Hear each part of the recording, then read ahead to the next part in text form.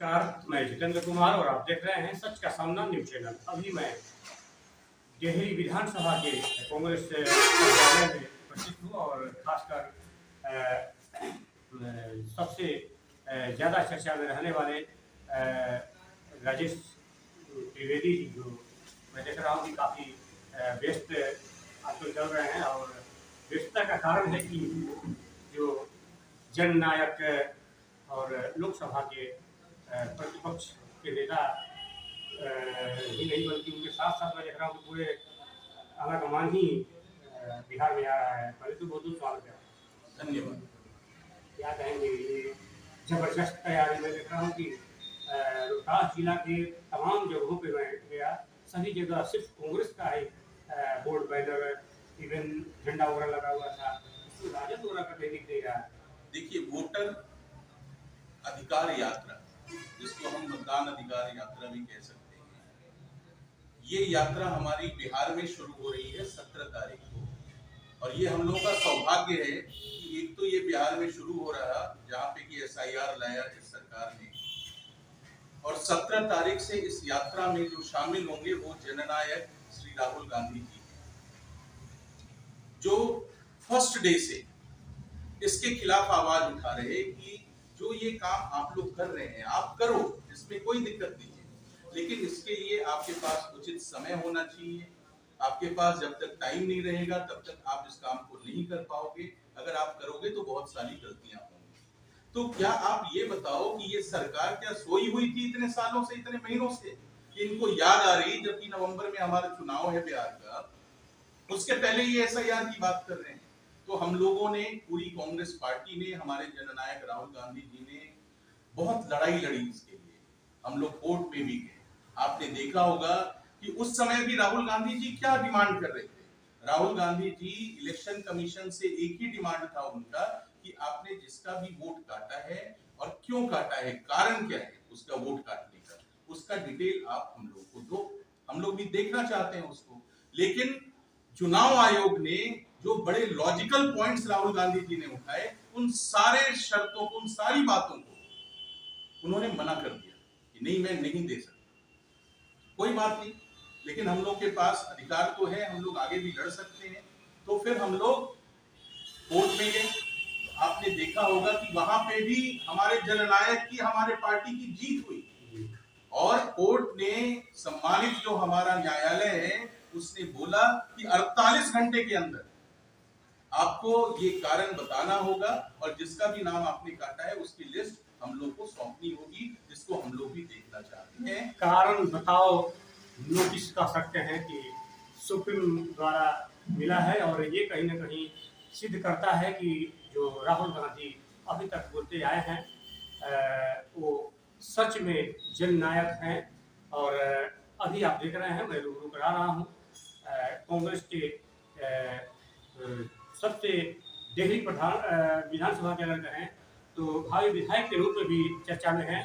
और एक चीज़ और मैं जानना चाहूँगा, क्योंकि आप विभिन्न प्रदेशों के विभिन्न कांग्रेस के पदों पे जो है आपने रहा, एक चीज़ हमको समझ में नहीं आ रहा है कि जो हिंदी भाषी क्षेत्र है, मैक्सिमम या यूँ कहें कि ज़्यादातर यूपी बिहार में ही इस तरह से जो है जब चुनाव आता है तो बहुत सारे ऐसा लगता है कि सब नौटंकी होने लगता है। देखिए, ये जब से ना 11 सालों से जो मोदी जी की सरकार है, इनको बस कुर्सी पे बने रहना है। इनके लिए किसी चीज की कोई भी महत्ता नहीं। इन लोगों ने हर समय संविधान की हत्या की है। हमारे यहाँ क्या है, संविधान से ही तो सारे लोगों का अधिकार है। एक वोट एक नागरिक को दिया गया है, एक नागरिक एक वोट अपना डाल सकता है, उसी से हमारी सरकार चुनी जाती है। क्या इस अधिकार का हनन करना ये अच्छी बात है क्या? क्या हम लोग तांत्रिक देश रह पाएंगे क्या?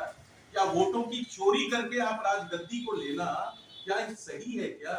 इसी पर परिकल्पना को, क्या स्वतंत्रता जब हमारे देश को मिली थी तो जो हमारे नायक रहे, महात्मा गांधी जी रहे, नेहरू जी रहे, राम प्रसाद बिस्मिल रहे, लाला लाजपत राय जी रहे, तो जितने भी हमारे महान नायक रहे, क्या उन्होंने इस भारत का सपना देखा था क्या जहां पे संविधान की हत्या हो जाए? तो ऐसा ये क्यों करते हैं? इनको कुर्सी पे बने रहना है और इसी के लिए ये सारे जितने भी हथकंडे होते हैं, जहां से इनको कुर्सी प्राप्त हो सके, या किसी सांसदों को खरीदना हो, किसी विधायकों को खरीदना हो, उसके बाद फिर कुर्सी को लेना हो, ये किसी भी हद तक जा सकते हैं कुर्सी को पाने के लिए, जिसका मैं घोर निंदा करता हूं। चूंकि एक जो सबसे मैं देख रहा हूँ कि आजकल चर्चा में कांग्रेस पार्टी ऐसा लग रहा है कि कहीं ना कहीं पीएम मोदी के जो प्रचार प्रसार वाले जो तंत्र है उससे कहीं ना कहीं कुछ सीख ले ली है। क्योंकि अभी मैं देख रहा हूँ कि काफ़ी जगहों पे कांग्रेस अभी चर्चा में चल रही है, खास करके जैसा को तैसा जो कहा जाता है तोड़ जवाब देने में और प्रचार प्रसार भी कहीं ना कहीं। देखिए, अगर आप भारत के को देखेंगे तो स्वतंत्रता संग्राम से लेकर आज तक कांग्रेस भाजपा से सीखती नहीं है। मोदी जी से क्या सीखेगी? मोदी जी को कांग्रेस से सीखना पड़ेगा कि सरकार कैसे चलती है। और आज मोदी जी के पास अगर 2-4 गिने चुने नेताओं को छोड़ दे तो सारे नेता हैं कौन? हमारे कांग्रेस पार्टी के तो हैं। सारे नेताओं को उन्होंने हमसे ही तो उधार लिया है। तो देश तो कांग्रेस ही चलाएगी, पहले भी चलाती थी, आज भी चला रही है। वो सारे कांग्रेसी ही हैं जो आज भी देश को चला रहे हैं। तो हम लोग का जहां तक प्रचार तंत्र का सवाल है, तो प्रचार तंत्र के लिए भी हम लोग को मोदी जी से सीखने की जरूरत नहीं है। हम लोग सक्षम हैं, बड़े अच्छे लोग हैं। हम लोगों ने भारत को बहुत सालों तक हम लोगों ने भारत को एक नेतृत्व दिया है। हम सारे लोग इसमें रहते हैं। तो इसीलिए कांग्रेस पार्टी से मोदी जी को सीखने की जरूरत है, उनसे हम लोग को सीखने की कोई जरूरत नहीं। जहाँ तक बात आती है आपकी पार्टी, जाहिर सी बात है कि आज़ादी से पहले की पार्टी है और कहीं ना कहीं जो लोग छोड़ गए हैं हो सकता है कि नाखुश नाराज होकर के या उनको ऐसा लगा होगा कि कुछ बीजेपी में अच्छा है। अब उन लोगों के लिए या देश के जनमानस के लिए क्या सलाह देंगे कि पुनः जो है फिर कांग्रेस में बिल्कुल उसी परिपक्वता के साथ, उसी जो है मजबूती के साथ कांग्रेस जो है आएगी? देखिए, जहां तक हमारी पार्टी का सवाल है, आप जब देखेंगे, आप किसी छोटे से छोटे गांव में चले जाओ, और केवल बिहार की मैं बात नहीं कर रहा, आप बिहार चले जाओ, केरला चले जाओ, कर्नाटका चले जाओ, अंडमान निकोबार आइलैंड चले जाओ, मुंबई चले जाओ, गोवा चले जाओ, ऐसा एक भी आपको छोटा से छोटा गांव भी नहीं मिलेगा जो जहां पे आप ये कह सके यहाँ पे कांग्रेस के कार्यकर्ता नहीं है। लेकिन है क्या, अभी गठबंधन की राजनीति चल रही, बहुत सारे अलग अलग पार्टी, सारे लोग मिलके लड़ते हैं, तो जिसके कारण लोग यहाँ से वहां शिफ्ट कभी कर गए। कुछ लोग जो नाराज होते हैं, अरे एक परिवार में नाराजगी हो जाती है। एक परिवार में देखेंगे कि कभी बेटा नाराज हो गया बाप से, कभी बाप नाराज हो गया बेटे से, पत्नी नाराज हो गई पति से, पति नाराज हो गया हो गए पत्नी से अपने। तो ये सिलसिला चलता रहता है राजनीति में। एक्चुअली अब चूंकि पूरे आला कमान जो है अभी बिहार में कांग्रेस पार्टी की बात की जाए तो क्या तैयारी है, मतलब कि यहाँ से लोग किस तरह से आएगा और औरंगाबाद? हाँ, मैं इसी प्रश्न का इनफैक्ट इंतजार कर रहा था आपसे, क्योंकि अभी जो हम लोग का सारा फोकस है इस वोटर अधिकार यात्रा पे है। तो राहुल गांधी जी, हमारे अध्यक्ष मल्लिकार्जुन खड़गे साहब, बिहार के प्रतिपक्ष के नेता तेजस्वी यादव जी, सीपीआई के नेता, सीपीएमएल के नेता, वीआईपी के नेतागण, तो सारे लोग मिलके इस मतदान अधिकार यात्रा को निकाल रहे हैं, जो कि बिहार में 17 तारीख से शुरू हो गई। ये यात्रा, सबसे पहला कार्यक्रम हमारा सुअरा हवाई अड्डा में राहुल गांधी जी, खड़गे साहब, तेजस्वी जी, सारे लोग पहुंचेंगे और 11 बजे दिन में आम सभा को संबोधित करेंगे।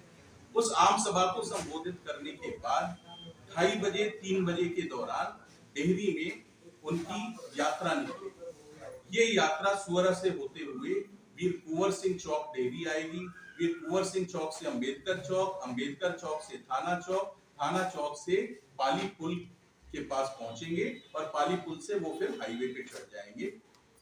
तो ये उनका जो हमारे विधानसभा का जो डेहरी विधानसभा का ये उनका प्रोग्राम है। फिर आगे वो औरंगाबाद के लिए निकलेंगे, औरंगाबाद से कुटुंबा चले जाएंगे। तेजस्वी जी भी साथ साथ होंगे। बड़ा अच्छा लग रहा है, तस्वीर पर देख रहा हूँ कि पूरा डेहरी फटा हुआ है, लेकिन झंडा वगैरह जो है एक भी राजद का नहीं दिख रहा था, उसमें सिर्फ कांग्रेस का ही। नहीं देखिए, ये तो महागठबंधन, सारे लोग हम लोग साथ में निकल रहे हैं।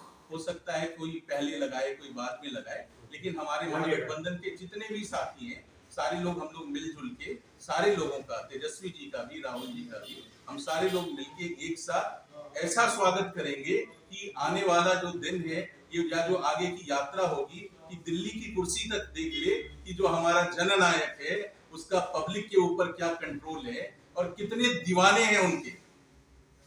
अभी आपने देखा लोकसभा के प्रतिपक्ष नेता राहुल गांधी जी का आगमन कल ही 17 तारीख को, आज बस 24 घंटा कहिए कि समय मिला हुआ है। और मैं देख रहा हूँ कि काफ़ी लोग जो है व्यस्ततम कार्यक्रम निकाल करके और आज हम आपसे रूबरू कराने का प्रयास किया। सच तो ये है कि राहुल गांधी जो कुछ समय पहले पप्पू के नाम से लोग जो है गाते थे, वो अभी इतना जबरदस्त, यानी कि ये कह सकते हैं कि पप्पू पास हो गया। और पूरे देश ही नहीं विदेशों में अभी के डेट में बिल्कुल राहुल गांधी का जलवा का गुणगान हो रहा है। न सिर्फ कांग्रेस पार्टी में बल्कि दूसरे लोग, इवन भाजपा के एनडीए के लोग भी कहीं न कहीं हम उनका तारीफ करते नजर आ रहे हैं। तो ये राहुल गांधी का बहुत बड़ा एक कह सकते हैं अचीवमेंट है। ऐसे तमाम खबरों को देखने के लिए जुड़े रहे हमारे चैनल से। सच का सामना से चंद्र कुमार, धन्यवाद।